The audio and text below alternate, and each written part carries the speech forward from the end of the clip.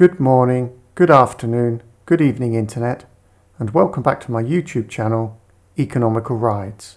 Well, hello there. You join me today on the AL5406 to Las Menas. As you can see, we're out on the new Royal Enfield Classic 350. So today what I'm going to do is I'm just going to ride up this road to Las Menas, grab some footage, and back in the studio, ER of the future will go into certain aspects of the bike in a bit more detail. So we're just out today grabbing some footage, and hopefully this will all get put together as a kind of mini review later on. So enough chit chat, let's go. There's a nice road awaiting us.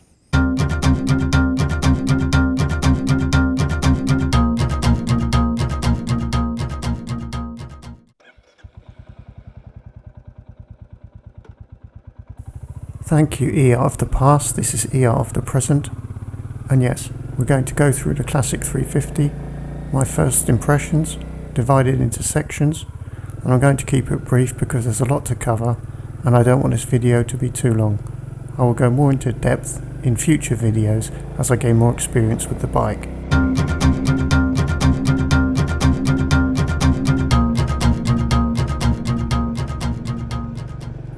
As I mentioned previously, the riding position on the Classic 350 is a sportier riding position because you sit with the weight more forward because the rear wheel is a bit larger than on the Meteor.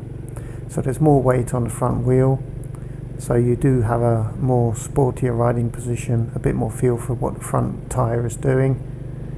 The seat itself is, I would say, a combination between the Meteor standard seat and the Meteor touring seat. It feels firmer than the Meteor standard seat, not quite as hard as the Meteor touring seat, so I think they found a good compromise. I would imagine that this seat has a nice combination of softness and support to enable you to ride 2 to 3 hours without any discomfort. We will see how we go. Since the riding position is a little bit more upright and a little bit more weight forward, you do find that if you slouch, if you're feeling lazy, you might end up with a bit more weight on your wrists because the bars are down below you. You don't sit in the bike but on top of the bike. So to avoid this, you really need to just straighten your back, use your core muscles, your stomach muscles to sit upright. That alleviates the weight on your wrists, and overall when you're sat in this upright position, it's very comfortable. You have a bit more weight on the front tyre, as I mentioned, so you feel a little bit more confident carrying more brake and more speed into the turns. Overall, I would say it's a very comfortable riding position. I can't flat foot the Classic in the same way as I can the Meteor, so I'm on the balls of my feet with the Classic. So I would say that the Meteor is definitely not recommended for taller riders. In that case, the Classic would be the better option. I think riders with longer legs will have more room on the Classic 350. They won't feel quite as cramped as you would on the Meteor. So definitely it's a comfortable riding position, a very different riding position. You sit on top of the bike rather than in the bike, but it's a comfortable place to be, and I think definitely my first impression is that the Classic 350 suits taller riders or riders with longer legs much better than the Meteor 350 would.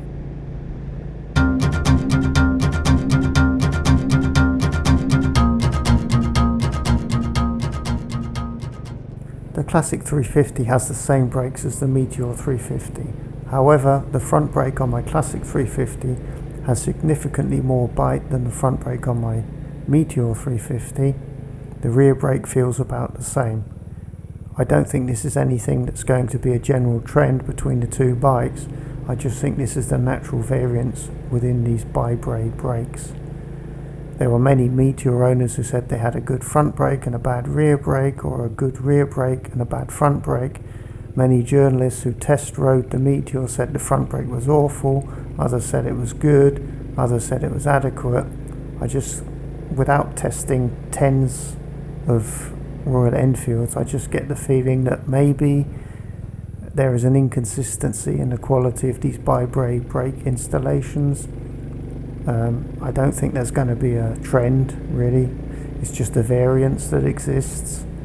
Currently, the front brake on my Classic 350 feels a lot sharper, has more bite than the front brake on my Meteor 350, but mechanically it's the same brake. So I just think these are normal variances that you will have between bikes. Some bikes will be better than others, and I think you just have to live with what you get. But ultimately, even on the Meteor, where the front brake is very wooden, if you pull it really hard, it really does stop the bike very quickly. So the brakes are effective. I just think there will be a variance in feel and bite from one bike to the next, from one model to the next.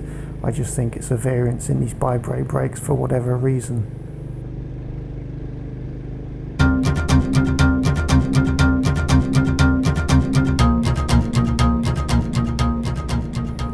Not too much to be said about the engine so far because it's only done 250 kilometers. It wouldn't be fair to compare it to my Meteor's engine, which has done 5,500 kilometers. All I can say is it has the same character. It's a long stroke, low revving, torquey engine, very easy to ride, very relaxing, very smooth, and I expect it will end up being exactly the same as the engine on my Meteor 350.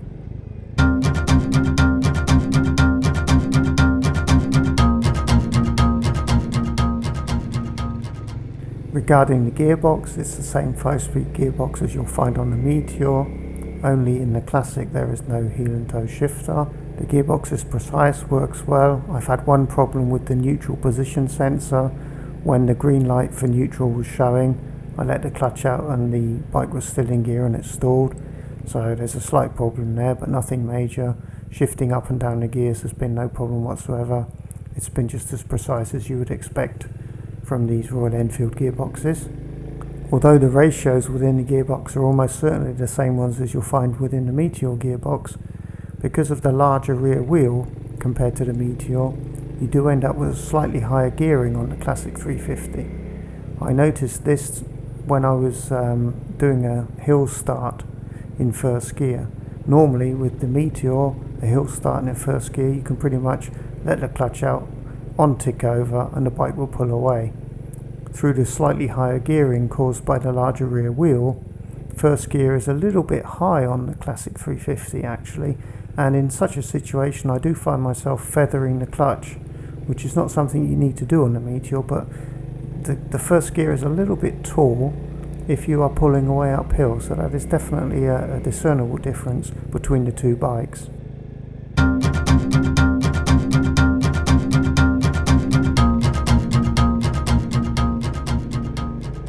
As the owner of both bikes, I'm glad to report that the Classic 350 does have a very distinct sound when compared to the Meteor 350. The sound of the Classic 350 is much more akin to the sound of the old Classic 500, which it supersedes. Whereas the Meteor has a more muffled thump, the Classic 350 has a harsher sound, and I will include a few clips of the sound here for your delectation.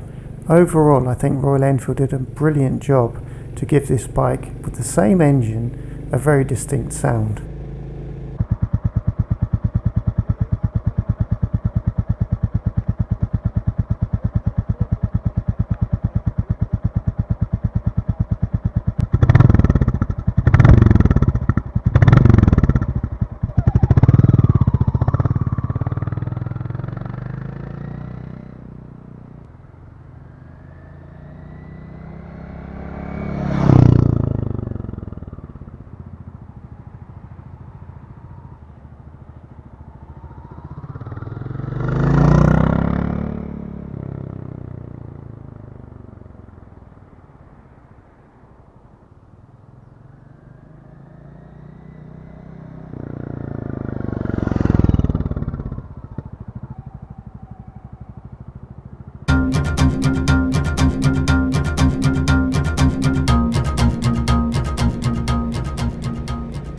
As mentioned in previous videos, the lack of the weight rearward stance of the Meteor means that the Classic 350 has a more even weight distribution front to rear, and you do feel that there is more weight on the front which encourages you to trail the front brake a bit more into bends and also brake harder into bends. So I do find myself riding the Classic 350 in a slightly sportier fashion. Overall, the twin spar frame, much like the Meteor, keeps everything under control. It feels very solid. To me, the Classic 350 suspension feels a little bit plusher on the standard settings than the suspension of the Meteor 350. I noticed this going over speed humps at the same sort of speed on a Classic 350. It's just a little bit smoother. On the Classic 350 we also have Seat tyres once again, which feel very soft and grippy straight out of the shop. I felt confident leading the bike over straight away. So again, really good OEM tyres on this bike, no need to change them in my opinion. And basically the whole bike is very easy to ride, confidence inspiring. When you hop on it, you very quickly get to grips with it, and it's very easy to understand how the bike likes to be ridden.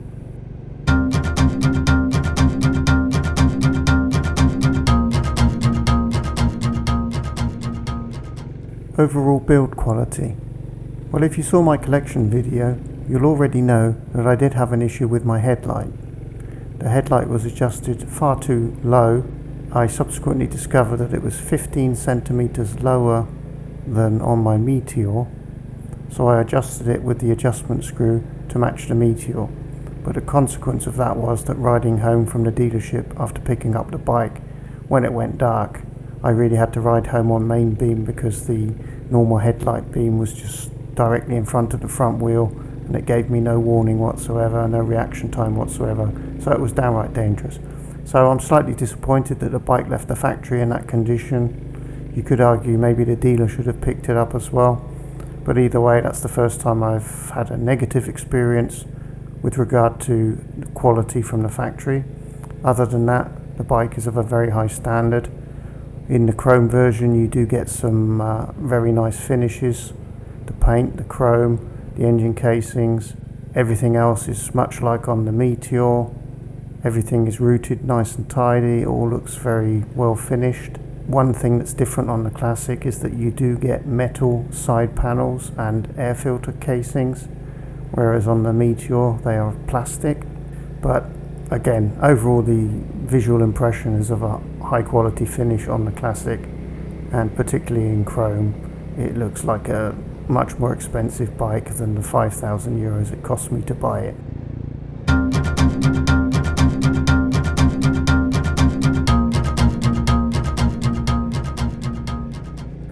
With regard to the fuel economy of the Classic 350, I can't say too much because I've only just put the first tank of fuel through the bike. By all accounts, I would expect it to be similar to the Meteor 350. I think in normal riding I'll be able to get over 100 imperial miles per gallon. It's worth bearing in mind that the Classic 350 has 2 litres less fuel tank capacity. It has a tank capacity of 13 litres compared to the Meteor's 15 litres, so that will result in a reduction in your theoretical maximum range per tank full. Whereas with the Meteor 350, I tend to look for a fill up at around 400 kilometers on the odometer. I think with the Classic 350 this is more likely to be around 330 to 350, but obviously I haven't really done enough riding to have a really clear impression about that, so this is something that will become clear in the coming weeks and months.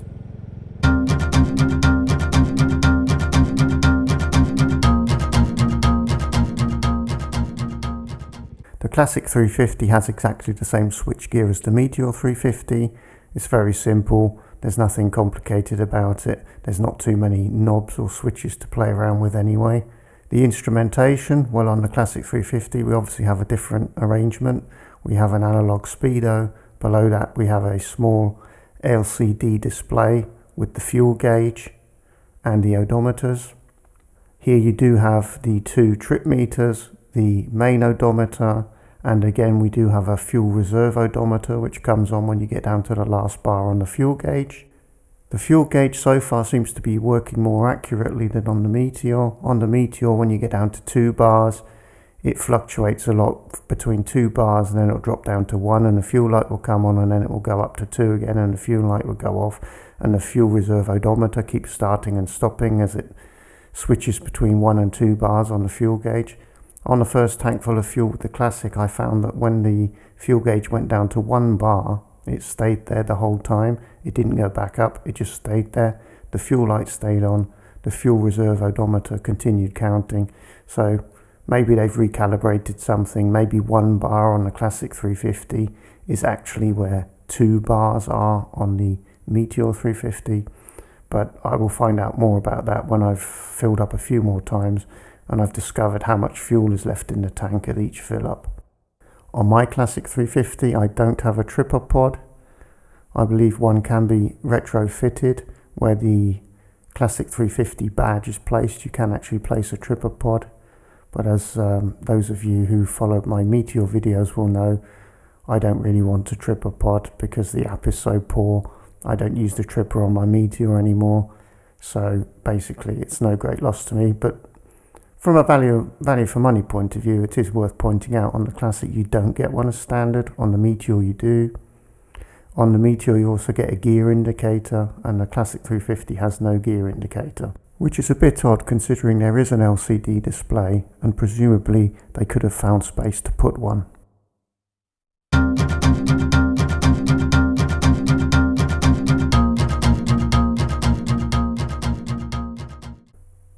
As you can see here, and as is traditional for bullets, the Classic 350 does have these external guards around the rear wheel and the shock.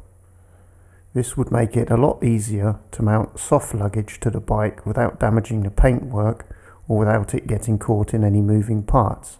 I also think you probably have more lashing down points on the Classic 350, so possibly it's going to be easier to mount soft luggage and general luggage to the Classic 350 compared to the Meteor 350, where it's a little bit tricky to fit anything without having to fit additional frames to the bike. So overall I think on the Classic 350 you probably will have easier luggage options. It might make it easier to go away on a trip without spending a fortune on custom luggage for the bike.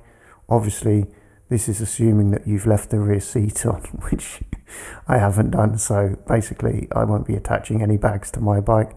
But I suppose there at some point there might be a rear luggage rack that I could fit in place of the rear seat. So certainly the Classic 350 seems to have pretty decent opportunities for mounting luggage or bags that you may already have lying around. Well, there we go. I think I've covered everything I wanted to cover in this initial first impressions and brief comparison video. And surprisingly, it looks as though I might even come in under 20 minutes with this video, which for people who know me is pretty good going really. So I hope you enjoyed this video. I hope you found it useful in some way. If you did, please give me a like. If you haven't subscribed to the channel yet, please consider doing so. My channel is basically my experience with my 2 bikes, the Meteor 350 and now the Classic 350.